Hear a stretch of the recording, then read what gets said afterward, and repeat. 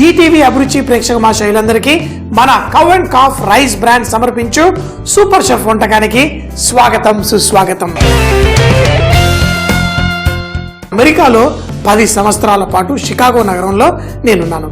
మరి అక్కడ డిసెంబర్ నెల వచ్చిందంటే చాలు పండగ, క్రిస్మస్ అని, న్యూ ఇయర్ అని రకరకాల అంటే అందరూ ప్రయాణిస్తూ ఇళ్ళకి వెళ్తూ ఉంటారు. నా మిత్రులు ఎంతో మంది హైదరాబాద్ నుంచి అమెరికాలో ఉన్నారు. వాళ్ళందరూ సెలవులు తీసుకొని డిసెంబర్ నెల మన హైదరాబాద్కి వస్తుంటారు. అందరూ వచ్చారంటే నేనంతా బిజీయే. మరి ఇటీవల 10 రోజుల పాటు నా ఫ్రెండ్స్తో పాటు అంతా టూర్ వేసి మొత్తం తిరిగేసి వచ్చాను. మరి క్రిస్మస్ వచ్చిందంటే ప్రేమ సందేశం ఇచ్చే పండగ. క్రిస్మస్ నాకు చాలా ఇష్టం.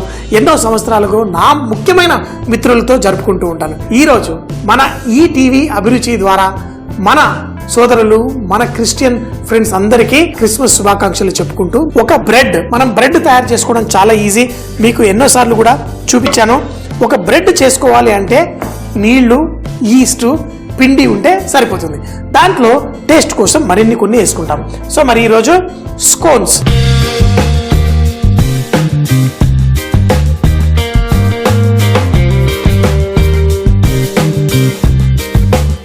కొన్ని నీళ్లు, ఇందులో ఈస్ట్ అనేది మీకు మార్కెట్లో దొరుకుతుంది.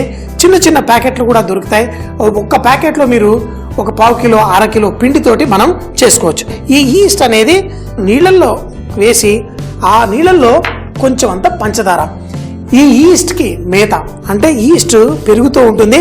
బ్రెడ్లో ఎప్పుడైతే మనం చిట్టి చిట్టి చిల్లులు చూస్తామో అవన్నీ ఈ ఈస్ట్ వల్ల అవుతుంది. మన ఈస్ట్ పంచదార కలిస్తే ఇందులో కార్బన్ డైఆక్సైడ్ జనరేట్ అవుతూ బ్రెడ్లో ఆ చిట్టి చిట్టి చిల్లులు వస్తూ ఉంటాయి. దీంట్లో కావాలంటే మీరు గుడ్లు వేసుకోవచ్చు, ఇంకా మీరు దీన్ని పాలు పోసి చేసుకోవచ్చు, ఎలా అన్నా చేసుకోవచ్చు. దీనికి తగినన్ని నీళ్లు పోసేసాను. చిటికెడంత ఉప్పు కూడా వేసి మనం బ్రెడ్ డో తయారు చేసుకుందాం. కొంచెం అంత ఉప్పు కూడా వేసేసి మన మైదా పిండిని ఇందులో వేసేసి కలిపేసుకుందాం. చాలా సింపుల్. దీంట్లో తగినంత పిండి వేసుకొని ఈ పిండి సాఫ్ట్గా కలిపేసుకోవాలి. ఈస్ట్ కొంచెం రెస్ట్ ఇస్తాము అంటే తీసి ఒక 15-20 నిమిషాల పాటు పక్కన పెడతాము. ఈస్ట్తో పాటు డబల్ అవుతుంది. ఇందులో కొంచెం అంత నూనె కూడా వేసుకొని దీన్ని కొంచెం మర్దన చేస్తే బ్రెడ్ పర్ఫెక్ట్గా వస్తుంది. కొంచెం నూనె వేయగానే చేతికి ఈ పిండి అంటకుండా ఎంత మర్దన చేస్తే మన బ్రెడ్ అంత పర్ఫెక్ట్గా వస్తుంది. దీన్ని కొంచెం సేపు మర్దన చేసేసి దీనికి రెస్ట్ ఇచ్చేద్దాం. ఇలా ఒక అరగంట పాటు పక్కన పెడదాం.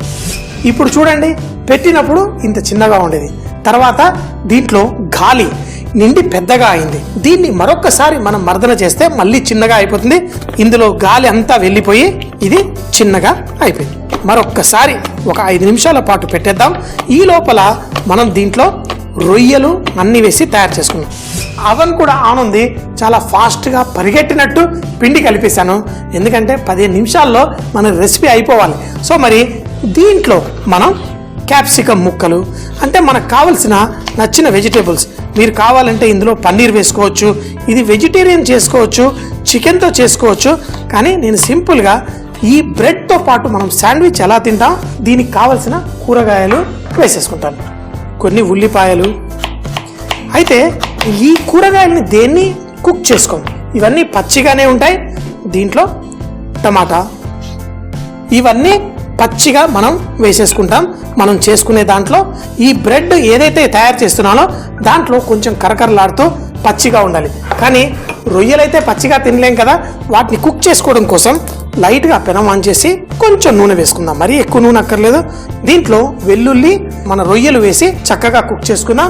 అంటే చూడండి, ఇప్పుడు పచ్చివి కట్ చేసి పెట్టుకున్నాను. కానీ ఇప్పుడు చాపింగ్ బోర్డ్ మీద ఒక్కసారి రొయ్యలు కనుక కట్ చేసినా, చికెన్ కానీ కట్ చేసినా, మరి ఈ చాపింగ్ బోర్డు మళ్ళీ వాడకూడదు, చక్కగా కడిగేసి వాడాలి. ఎందుకంటే ఇట్లా రొయ్యలు ఏది కట్ చేసినా తర్వాత చేతులు బాగా కడుక్కోవాలి.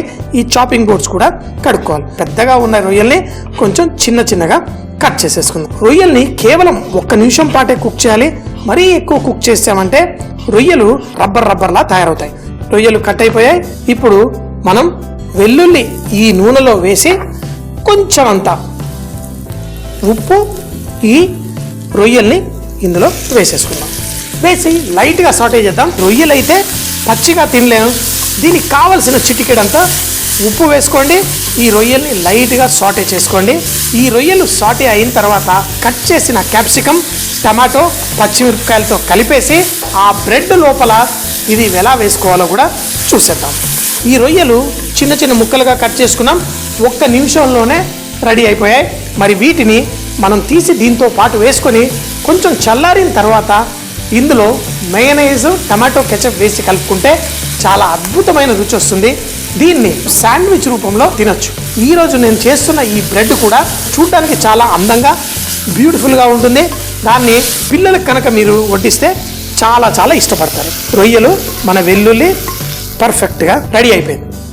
అయితే రొయ్యలు అవి మనం సాధారణంగా వేడిగా తింటాం కదా, లేదు, ఈరోజు అయితే ఈ రొయ్యల్ని ఫ్రిడ్జ్లో పెట్టి చల్లగైన తర్వాత తిందాం.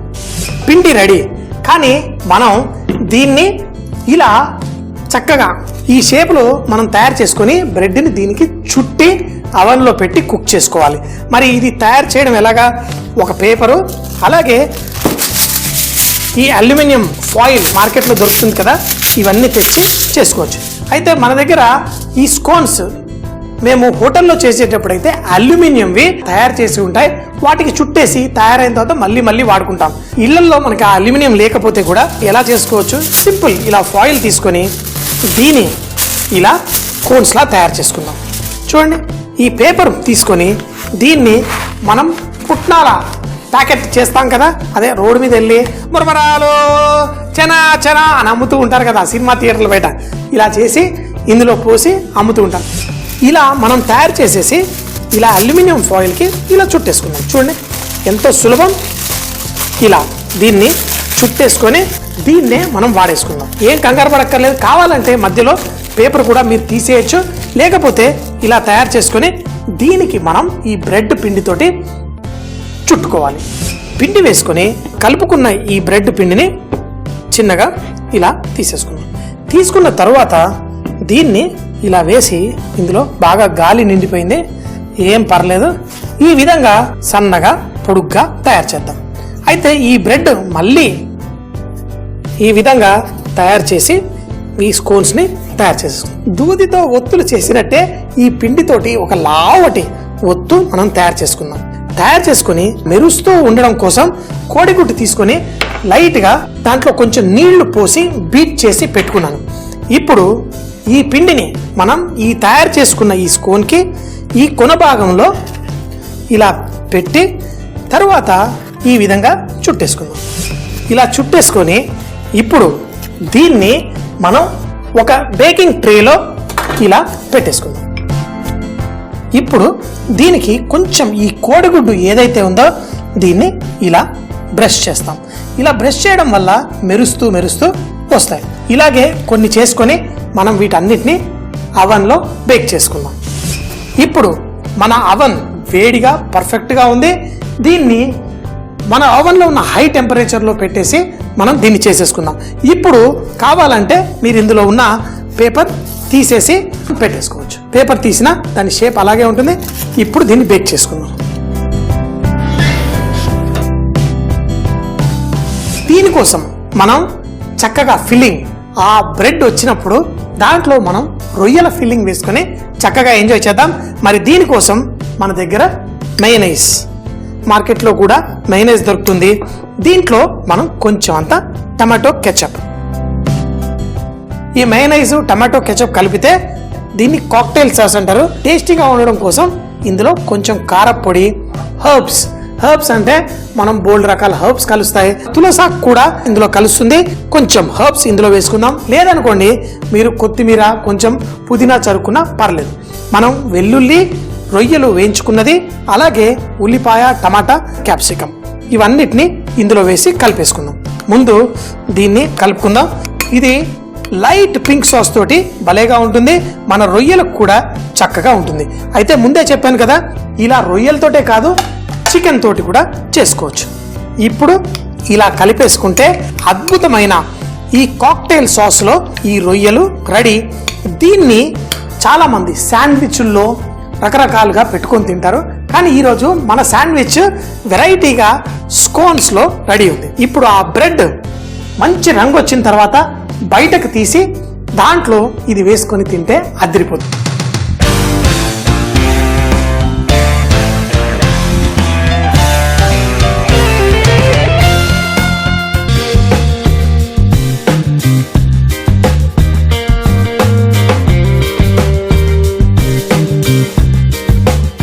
ఇరవై నిమిషాల పాటు హై టెంపరేచర్లో పెట్టాను.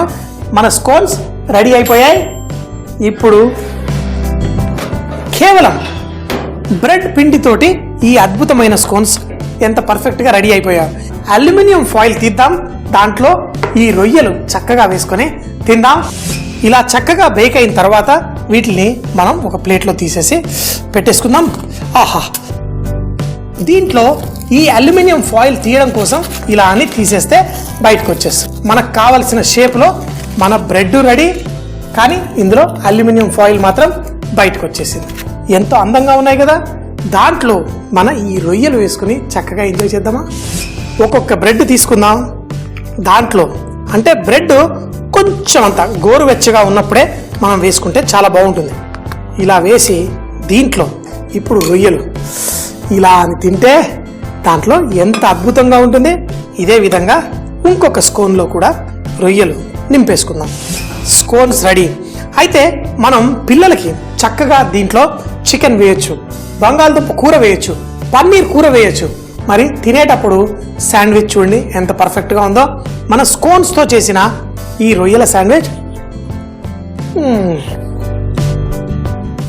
మొదటిగా ఫ్రెష్ బ్రెడ్ తింటున్నాం, తర్వాత రొయ్యలు, అద్భుతమైన సాలడ్, పల్లీలు, మురమరాలు, ఆ ప్యాకెట్ కొనుక్కున్నట్టు ఆ ప్యాకెట్ బ్రెడ్తో లోపల పల్లీలు పుట్నాల బదులు రొయ్య. ఇంకేం కావాలి?